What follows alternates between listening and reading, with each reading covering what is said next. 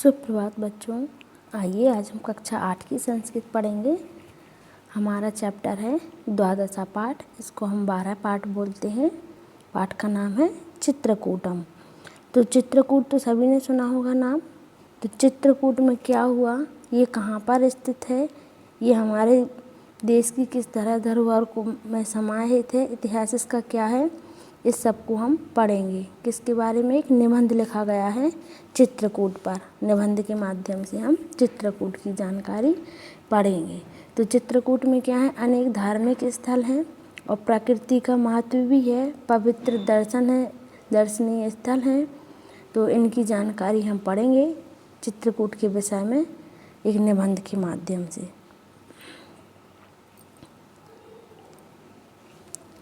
मध्य प्रदेशस्य सतनामण्डले विन्ध्याचलपर्वतमालायां मध्ये नैसर्गिक स्मरणीये विस्तृतक्षेत्रे तीर्थस्थलं चित्रकूटम स्थितम् अस्ति।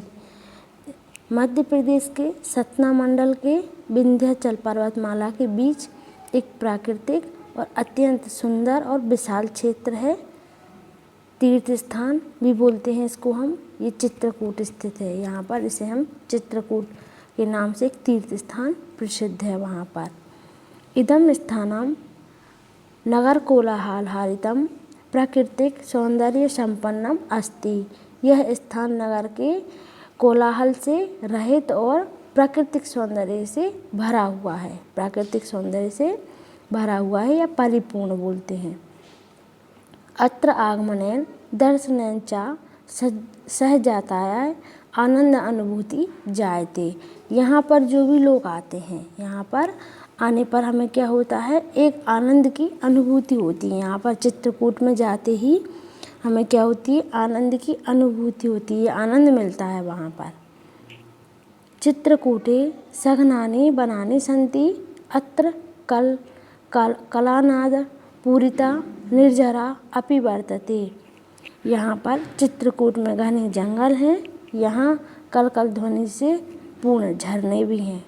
झरने जो वहाँ पे बहते हैं वो कलकल की ध्वनि करते हुए बहते हैं।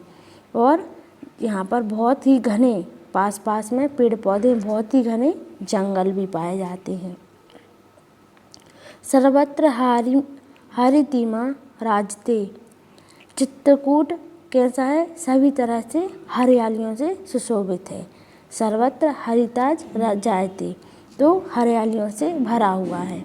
चित्रकूटस्य धार्मिकम सांस्कृतम नैसर्गिकम अपि महत्तम विद्यते। सभी तरह से चित्रकूट क्या है, धार्मिक, सांस्कृतिक और प्राकृतिक इसका महत्व है चित्रकूट का। कथ्यते यत् भगवान रामचंद्र वनवास काले सीता लक्ष्मणाभ्यं सह एकादश वर्षाणि यावत् चित्रकूटे यत् निकासम कृतवान। जब कहा जाता है, ऐसा पुराणों में लिखा हुआ है कि जब भगवान राम ने वनवास के समय, जब भगवान राम को वनवास हुआ था, तो इसी समय वो सीता और लक्ष्मण के साथ यहाँ पर 12 वर्ष तक रुके थे। कहाँ, चित्रकूट में निवास किया था उन्होंने 12 साल। महर्षि यात्री साध्वी अनुसुईया च अत्रैव अनुसुईया साध्वी अत्येव तपस्या कृत्वा आत्मज्ञानम अलाभितां। यहाँ पर महर्षि यात्री और सती अनुसुईया ने यही तपस्या करके आत्मज्ञान प्राप्त किया था। जनश्रुत अनुसारम अत्रैव अनुसुईया ब्रह्मा विष्णु महेशानां स्वतपसा बालरूपेण साक्षात्कारम कृतवती। अनुसुईया के अनुसार यहीं पर अनुसुईया ने अपने तप से ब्रह्मा विष्णु और शंकर का बाल रूप में दर्शन किया था। यहाँ पर कहाँ पर, चित्रकूट में दर्शन किए थे। किसने, अनुसुईया ने तपस्या कर किसके, ब्रह्मा और विष्णु और शंकर जी के बाल रूप में, बचपन के रूप के दर्शन किए थे। अत्र अनेकानि दर्शनीयानि स्थलानि सन्ति। यहाँ अनेक देखने योग्य स्थान भी हैं, अनेक दार्शनिक स्थान भी हैं।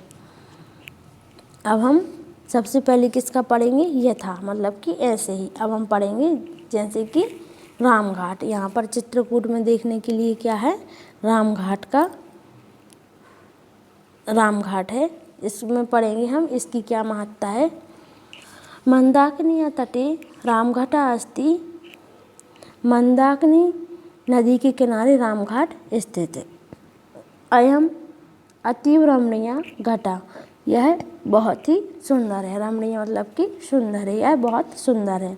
अत्र आदूनां महात्मानां तीर्थयात्रिणां च प्रदाय सम्मर्दः भवति। यहाँ साधुओं, महात्माओं और तीर्थयात्रियों की भीड़ हमेशा लगी रहती है। कहाँ पर, मंदाकिनी नदी के किनारे रामघाट पर। सूर्य उदयात सूर्यास्तायां यावत् मंत्रोच्चारण वातावरणम गुंजयति भवति। सूर्य उदय से सूर्य अस्त तक यहाँ पर क्या होता है, मंत्रों का उच्चारण गूंजता रहता है। यहाँ के वातावरण में मंत्रों का उच्चारण गूंजता रहता है। संध्या काले निर्जन समय मनोहर दृश्यम भवति। शाम के समय आरती, जब शाम होती है तो आरती में बड़ा ही क्या होता है, सुंदर दृश्य देखने को मिलता है। जब आरती होती है तो यहाँ का दृश्य बहुत ही सुंदर होता है। अत्र नौका विहारस्य आनंदा अपि यात्रिभिः लाभायते। यहाँ नौका विहार का आनंद सभी यात्रीगण प्राप्त करते हैं। नौका विहार मतलब कि नाव में बैठकर, मंदाकिनी नदी है जो, उसमें नाव में बैठकर सभी यात्री क्या करते हैं, घूमते हैं, उसका आनंद भी लेते हैं। अब इसके बाद पढ़ेंगे हम रामघाट मंदिर। रामघाट है, रामघाट का महत्व जान लिया। अब हम पढ़ेंगे कामदगिरि। कामदगिरि स्थलस्य धार्मिकं महत्वं लोक प्रसिद्धम। कामदगिरि स्थान का धार्मिक महत्व लोक मतलब कि सभी जगह लोक महत्व है। ये लोक में प्रसिद्ध है, सभी जगह प्रसिद्ध है। एतत् स्थलम हरिमिच्छादितम अस्ति। यहाँ यह स्थान कैसा है, हरियाली से ढका हुआ है, बहुत ही ज़्यादा यहाँ पर हरियाली है। अत्र श्रद्धालवा भागवता रामस्य प्रतीक रूपम चरण चिन्ह पूज्यति। यहाँ पर सभी लोग आते हैं, भक्त लोग जो आते हैं वो भगवान राम के प्रतीक, इनके चरण चिन्ह को पूजते हैं। प्रतीक के रूप में उनको उनके चरण चिन्ह पूजते हैं। कामदगिरि जो है वहाँ पर भगवान राम जी के चरण उछरे हुए हैं। मान्यता अस्ति यद् भारता अयोध्या वासिभिः सह रामं पुनः अयोध्यायां आनेतुमत्रैव प्रथितवान। ऐसा माना जाता है कि जब भगवान अयोध्या निवासियों के साथ राम को अयोध्या वापस लेने के लिए यहाँ प्रार्थना करने के लिए आए थे भरत, जब भगवान राम वनवास जा रहे थे तब भरत जी आए थे राम जी को लेने के लिए कि आप अयोध्या वापस चलो, तो वहाँ पर उनके चरण पादुका उछरे हुए हैं। चरण भरत मिलाप भी बोलते हैं इसको हम। अत्रैव समीपे भरत मिलाप मंदिरम अस्ति। यहाँ पास में ही क्या है, भरत मिलाप मंदिर है। कहाँ पर, कामदगिरि में। जब भरत जी राम जी को लेने आए थे, उनका मिलाप हुआ था तो वो चरण पादुका ले गए थे, सबको पता है, रामायण जी में देखा होगा। तो यहाँ पर उनके चरण उछरे हुए हैं और भरत मिलाप मंदिर भी है यहाँ पर। कामदगिरि प्रदक्षिणा जने क्रियते। कामदगिरि की परिक्रमा लोगों द्वारा की जाती है। प्रदक्षिणा मतलब कि परिक्रमा लोगों के द्वारा की जाती है। अब हम पढ़ेंगे किसके बारे में, जानकी कुंड के बारे में। जानकी कुंड के बारे में पढ़ेंगे। रामघटात् नाति दूरम एव जानकी कुंडलमस्ति। रामघाट के समीप ही क्या है, जानकी कुंड भी है। तत्र नौकाया अपि गन्तुं शक्यते। वहाँ नाव से भी जाया जा सकता है। कहाँ पर, रामघाट के पास में जानकी कुंड है, वहाँ हम नाव से जाते हैं। अत्र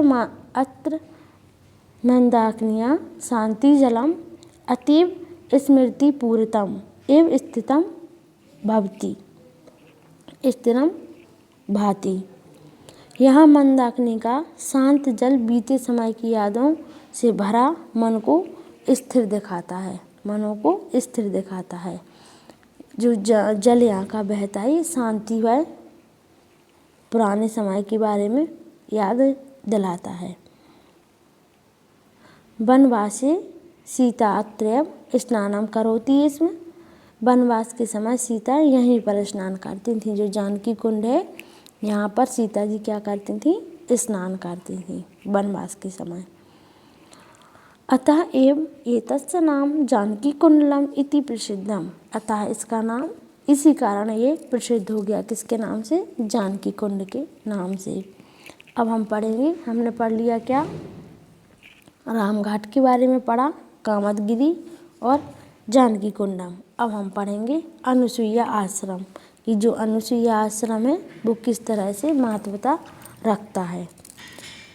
अनुसुईया आश्रम सघन वन मध्य अनुसुईया आश्रम विद्यते, तो घने जंगल के बीच अनुसुईया का आश्रम है। घने जंगल हैं जो उसके बीच में अनुसुईया का आश्रम है। अत्र पक्षिणा कलारवा निर्झरारा ध्वनि शीतल वायु चामांसिम रचयन्ति, यहाँ पर पक्षियों की मधुर ध्वनि, झरनों की झरझर की आवाज़, ठंडी वायु मन को मोहित करती है। मंदाकिनियाँ उद्गम स्थलम एतदेव, मंदाकिनी का उत्पत्ति स्थान यही है, कौन, अनुसुईया आश्रम। ब्रह्मा विष्णु महेश्वरात्ते अनुसुईयाद्यातः तपस्या अकुर्वाण, यहाँ पर ब्रह्मा विष्णु और शंकर आत्रि और अनुसुईया आदि ने तपस्या की थी। जहाँ पर क्या निकली है, यहाँ से मंदाकिनी नदी निकली हुई है, कहाँ से, अनुसुईया के आश्रम से। अब हम पढ़ेंगे स्फटिक लिशला। स्फटिक लिशला मतलब कि यहाँ पर किस प्रकार के विशाल शैलचित्र देखने को मिलते हैं। अब हम इसके बारे में पढ़ेंगे। तो जानकी कुंड समीपे एव विशाल शिला दर्शनीय वर्तते, जानकी कुंड के समीप ही एक विशाल शिला देखने योग्य है। शिला मतलब कि पत्थर, एक बड़ी पत्थर यहाँ पर देखने योग्य है। अत्रैव जयंता काकरूपेण सीताचरणे चक्षु प्रहारं कृतवान इति कृतवान आसीत इति प्रसिद्धम, यही जयंत ने कौवे के रूप में सीता के पैरों में चोंच से प्रहार किया था, ऐसी यहाँ पर प्रसिद्धता है। अब पढ़ेंगे हम गुप्त गोदावरी, गोदावरी के बारे में।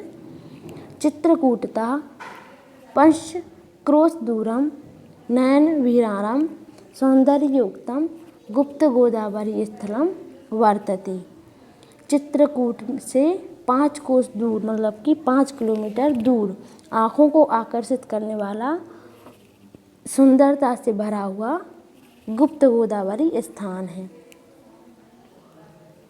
अत्र द्वे नैसर्गिके ग्रह स्था, यहाँ 2 प्राकृतिक गुफाएं भी हैं। अत्र निरंतरम जलम प्रवाहति, यहाँ सदैव जल बहता रहता है। अब हम पढ़ेंगे हनुमान धारा। हनुमान धारा पढ़ेंगे। अत्र उच्च स्थलानाम जलम पतति, यहाँ ऊंचे स्थान से जल गिरता है। हनुमान धारा में क्या होता है, यहाँ बहुत ही ऊंचे स्थान से जल गिरता है। जल प्रपाता अत्र खलु द्रष्टव्या एव, जल का झरना यहाँ देखने योग्य होता है। लंका दहनांतरम रामाज्ञा हनुमानम अत्रैव शीतलम प्रवत्तवान, अतः एतस्य नाम हनुमान धारा इति जानपादवात्। जब हनुमान जी लंका जलाने के बाद राम जी की आज्ञा से हनुमान जी ने यही शीतलता प्राप्त की थी। शीतलता मतलब कि जब लंका जलाई हुई थी हनुमान जी ने तो उनकी पूंछ में आग लगी हुई थी, तो यहीं पर उन्होंने क्या किया था, अपने पूंछ की आग को बुझा दिया था। अतः इसका नाम हनुमान धारा हो गया, ऐसा लोग कहते हैं कि राम जी की आज्ञा पाकर यहाँ पर हनुमान जी ने अपनी पूंछ को ठंडा किया था, बुझाया था। अब हम पढ़ेंगे क्या, ग्रामोदय विश्वविद्यालय। अब हम पढ़ेंगे चित्रकूट में एक विश्वविद्यालय भी है। अत्र राष्ट्रसेवकन नानाजी देशमुखेन ग्रामोद्धार भावनाया नवीन प्रकल्पना स्थापिता। यहाँ राष्ट्र सेवक नानाजी देशमुख द्वारा गाँवों के विकास के लिए, गाँव के विकास की भावना को रखते हुए उन्होंने क्या किया था, एक नई ग्रामोदय विश्वविद्यालय बनाई हुई थी। विश्वविद्यालय नाम वाला है, ग्रामोदय क्या है, विश्वविद्यालय के नाम से प्रसिद्ध है। चित्रकूट ग्रामोदय विश्वविद्यालय संप्रतः सा महात्मा गांधी ग्रामो विश्वविद्यालय इति नामना प्रसिद्ध। इस समय महात्मा गांधी ग्रामोदय विश्वविद्यालय नाम से प्रसिद्ध हैं। यहाँ अत्र प्राकृतिक चिकित्सा प्रकल्पा अपि वर्तते। यहाँ पर प्राकृतिक चिकित्सा का विभाग भी है। कृषि अनुसंधान कार्येषु अत्र महती प्रगति दृश्यते। कृषि के अनुसंधान कार्यों में यहाँ बड़ी प्रगति दिखाई देती है, बहुत ही बड़ी प्रगति दिखाई देती है। तो देखो हमने चित्रकूट में क्या पढ़ा है, चित्रकूट एक निबंध है। निबंध के माध्यम से चित्रकूट में क्या क्या है, ये क्यों प्रसिद्ध है और यहाँ पर कौन सी पढ़ाई के लिए हमें अनुसंधान है। तो हमने यहाँ पर भरत मिलाप हुआ था उसके बारे में पढ़ा रामघाट में, फिर पढ़ा हमने रामघाट के बाद कामदगिरी, जानकी कुंड, अनुसुईया आश्रम और स्पष्ट शिला। यहाँ पे कुछ पत्थर भी हैं बड़े बड़े, उन पर क्या लिखा हुआ है। फिर पढ़ी हमने हनुमान धारा और फिर ग्रामोदय विश्वविद्यालय के बारे में। धन्यवाद।